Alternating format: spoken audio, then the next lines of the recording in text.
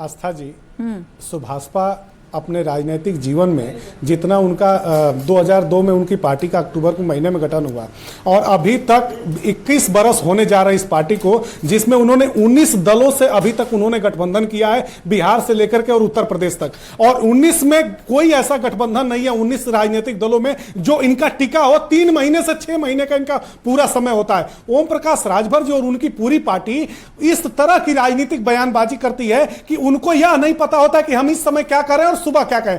ये बात आस्था जी, हमको इन सब चीजों से आगे बढ़ना चाहिए। लेकिन अब तो मनीष जी तय हो गया है फॉर्मूला, तय हो गया है फॉर्मूला, आपको भी पता होगा। मीडिया में भी इस तरह की रिपोर्ट आई है कि जो मुलाकातें हुई है पूर्व में ओपी राजभर की बीजेपी हाईकमान से, उसके बाद तय हो गया है फॉर्मूला, किसको कहां से टिकट मिलेगा वगैरह वगैरह। ठीक है, जेपी अर्कवंशी जी मुझे लग रहा है और प्रकाश डालेंगे इस बात पर। बोलिए आस्था जी, 30 सेकंड आस्था जी, 30 सेकंड। ठीक है, बोलिए। जी जी। 19 दलों का ये साथ बता रहे हैं, 19 दलों का नहीं, केवल भाजपा और सपा का साथ रहा हमारा। जो बाकी दल थे वो उसी तरह से थे जैसे INDIA गठबंधन है या NDA गठबंधन है, कि बाकी पार्टियां साथ में आती रही तो एक घटक दल बन जाते हैं, सभी एक घटक बन जाते हैं।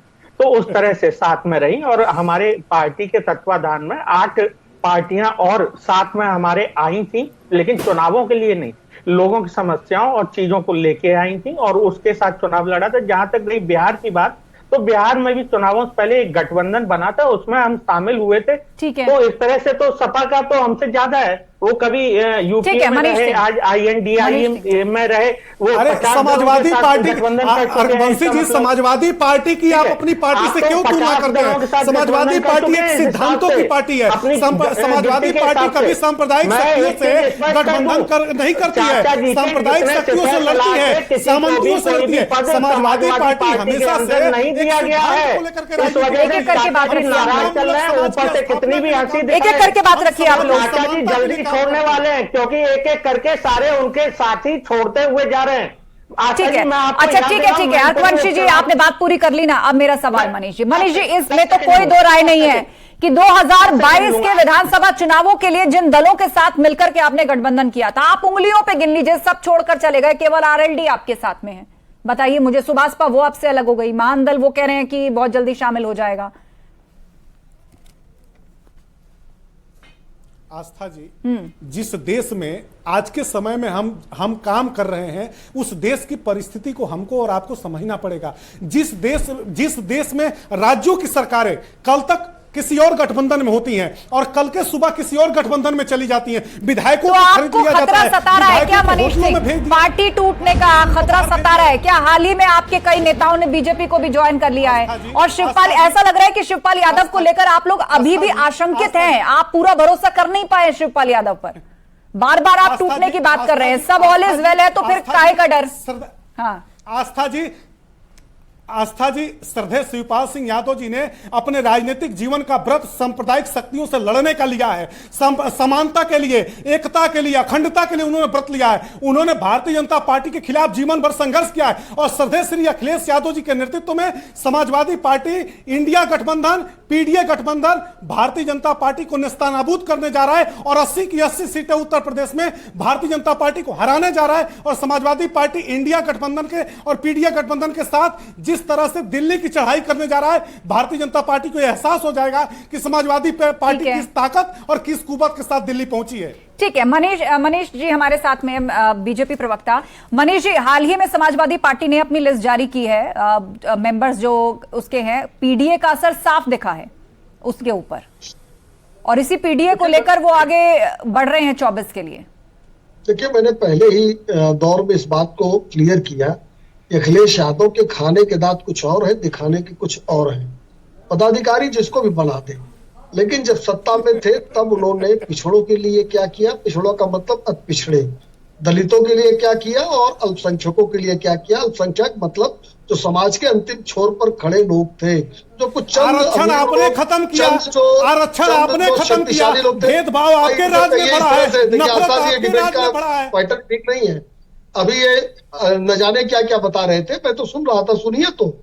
और राजनीतिक क्षेत्र में अगर सुनने की आदत नहीं डालेंगे तो हाल अखिलेश यादव की तरह आपका भी बेहाल हो जाएगा। देखिए, आस्था जी, तो ये लोग केवल दिखाने के लिए ये कमेटी, और कमेटी में जो लोगों का नाम आया है यही है, लेकिन उत्तर प्रदेश की जनता को देखिए विकास चाहिए, समाज के अंतिम छोर पर खड़े व्यक्ति तक विकास पहुंचे, गांव गरीब किसान को सड़क बिजली पानी चाहिए, कानून का राज चाहिए, जो योगी आदित्यनाथ जी की सरकार में भारतीय जनता पार्टी की सरकार ने दिया है।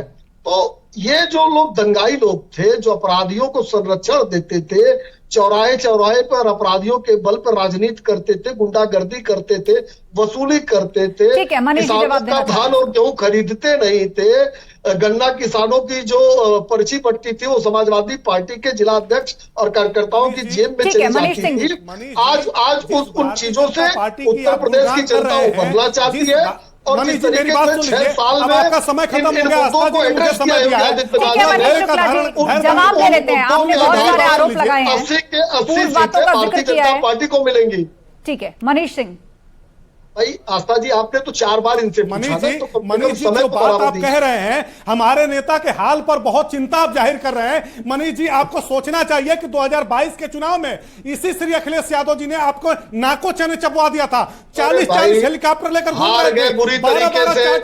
272 सीटें हमारी एनडीए की आई है, 125 कभी इतनी सीटें अखिलेश यादव, मुलायम सिंह यादव को नहीं मिली है। आप कह रहे हैं हार गए हम लोग। 2,96,00,000 अगर इसी को आप जीत मानते हो तो जीरो स्ट्रीट को भी जीत मान लेना आप 2024 के चुनाव में आपको पता चल जाएगा कि श्री अखिलेश यादव जी के नेतृत्व 14 में हारे, हमको पता चल गया।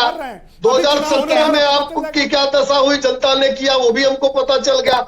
19 में भी आप ऐसे शोर मचाया करते थे डिबेट में, ठीक है ठीक है, और 22 में भी आप शोर मचाया करते थे। होने जा रहा है 24 में भी आपकी दशा वही होगी जो पिछले चुनाव में हुई। ठीक है ठीक है, आप लोग आपस में मत उलझिए। मैं सवाल सौरभ द्विवेदी जी के पास लेके जाती हूँ। सौरभ द्विवेदी जी, समाजवादी पार्टी 2022 के चुनाव में जो वोट शेयर बढ़ा, जो सीटें बढ़ी, उसको बार बार कोट करती है, लेकिन उस वक्त पार्टी को जितनी सफलता चुनाव में मिली, उसके पीछे उसके गठबंधन दलों का हाथ कितना था? चाचा शिवपाल जो उस वक्त उनके पूरी तरह साथ थे, आज उनको लेकर आशंका है। और मौजूदा दौर की बात करें तो कितने गठबंधन दल साथ छोड़ चुके हैं, बहुत से नेता भी छोड़ चुके हैं, बहुत से मन बना रहे हैं, ऐसी आशंकाएं तैरती हैं। देखिए, मूल बात वही है कि आप आज ओपी राजभर जी के बारे में जो बातें कह रहे हैं, वही बातें आप कभी शिवपाल जी के बारे में आप लोगों ने बोली है। भरे मंच से उनका माइक छीन लिया गया था। भाई, उन्होंने कहीं ना कहीं अपमानित महसूस किया था, पार्टी छोड़ी थी। आप अगर बात करते हैं समाजवादी पार्टी की, तो आपके सबसे पुराने नेता हैं, बाकी उनसे पुराना नेता तो कोई है नहीं अभी पार्टी के अंदर।